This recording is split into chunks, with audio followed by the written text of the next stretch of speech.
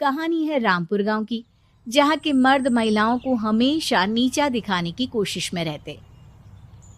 अरे अभी तक खाना नहीं आया, क्या मुझे एक और शादी करने की जरूरत है? नहीं जी नहीं, ऐसा मत करना, वरना मैं कहाँ जाऊंगी। खाना लेकर मैं अभी आई जी। गांव की पंचायत में भी फैसले हमेशा औरतों के खिलाफ ही रहते। मैं जो फैसला सुनाता हूँ वो भगवान की आज्ञा होती है। इस लड़के ने अपने मन से शादी करके अच्छा नहीं किया। लड़के को घर भेज दो और इसकी शादी इसकी जाति की किसी लड़के से करवा दो, लेकिन ये लड़की, इसे तो गांव के बाहर निकाल दो। नहीं नहीं जमींदार साहब, ये क्या बोल रहे हैं? ऐसा नहीं हो सकता। मेरी बेटी मासूम है, इसे अच्छे बुरे की समझ नहीं है। अरे कहाँ जाएगी ये बेचारी? कहाँ जाएगी? इतनी चिंता है तो पूरे परिवार का गांव निकाला कर देते हैं। बेचारे पूरे बसे बसाए परिवार को गांव छोड़ना पड़ता है। चाहे जो हो, अगर बेटियों को कंट्रोल नहीं कर सकते तो गांव में रहने का कोई मतलब नहीं है। यहाँ औरतों को दब कर रहना होगा। कोई भी अपने हिसाब से कुछ नहीं कर सकता, सब ईश्वर की मर्जी से ही होगा। तभी गांव का एक आदमी दौड़ा दौड़ा आता है। सरपंच साहब, जमींदार साहब, वो कालिया है ना, उसकी बेटी पढ़ने के लिए शहर जा रही है। अच्छा, ये कब हो गया? और कालिया की हिम्मत कैसे हो गई ऐसा करने की? लेकर आओ उसे और उसकी बेटी को। बस फिर क्या था, हाजिर हो जाते हैं कालिया और उसकी बेटी सरपंच के सामने। और कालिया, ये क्या सुनने में आ रहा है? बेटी को इंजीनियर बना रहा है तू? और ये बता, गांव में तो स्कूल नहीं है, फिर कहां से इतनी क्लास पास कर गई तेरी बेटी? राधा, जो कि कालिया की बेटी है, उसे लगता है कि सरपंच उसकी तारीफ कर रहे हैं। सरपंच जी, मैंने ऑनलाइन पढ़ाई की है, डिस्टेंस लर्निंग से। सभी में मैंने अच्छे नंबर पाए हैं, जिसे देखते हुए शहर की इंजीनियरिंग कॉलेज में मुझे स्कॉलरशिप मिली है। वाह जी वाह, क्या होती है ये? पहले तो ये बताओ, फिर आगे की बात करते हैं। पूरा गांव राधा की बात सुन रहा था और राधा बोलती जा रही थी। तो ऐसे मैं फ्री में एक अच्छी शिक्षा लेकर गांव में जो कुछ परेशानियां हैं, जैसे बिजली, पानी और इंटरनेट जैसी समस्याओं के लिए काम करूंगी। मैं गांव को शहर से जोड़ने के लिए पुल का निर्माण करवाने का प्रस्ताव रखूंगी। मुझे पूरी उम्मीद है कि जल्द ही हमारा गांव भी तरक्की की राह पर चल पड़ेगा। राधा की बात सुनकर सारे गांव वाले ताली बजाने लगते हैं।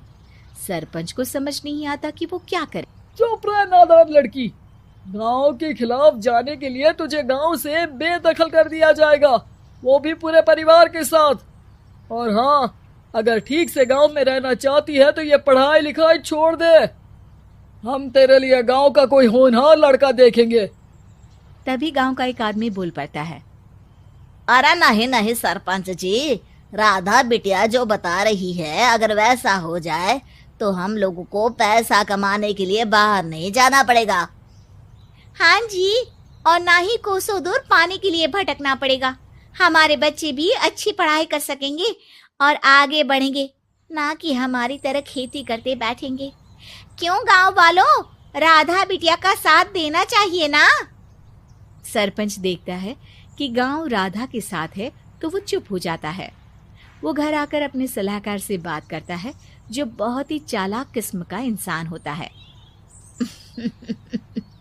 अरे सरपंच साहब, आपको बहुत ही होशियारी से काम लेना पड़ेगा।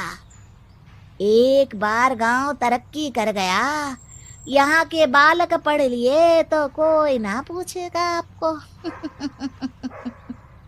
और फिर ये जो बेटा और बेटी है ना आपके, इनको भी आम लोगों की तरह ही जीवन जीना होगा।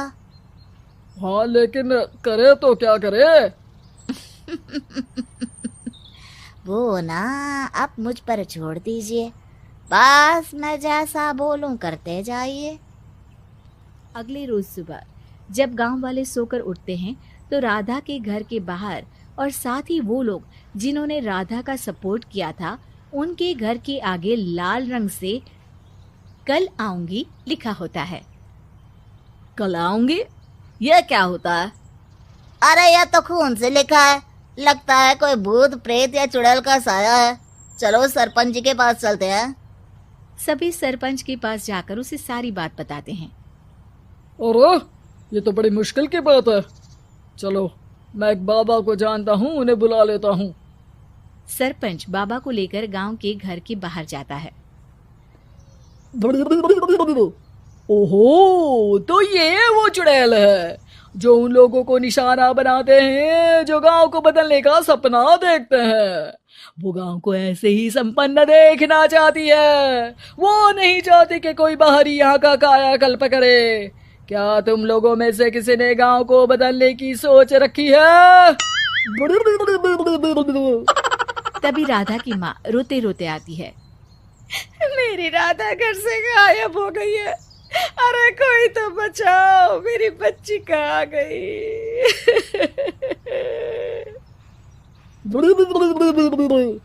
ले गई वो चुड़ैल, तेरी बच्ची को ले गई। अब वो उसे श्रापित करके छोड़ेगी, उस पर चुड़ैल का साया हो जाएगा। तभी बुरी सी हालत में राधा भी वहां आ जाती है। उसके बाल चुड़ैल की तरफ फैले होते हैं।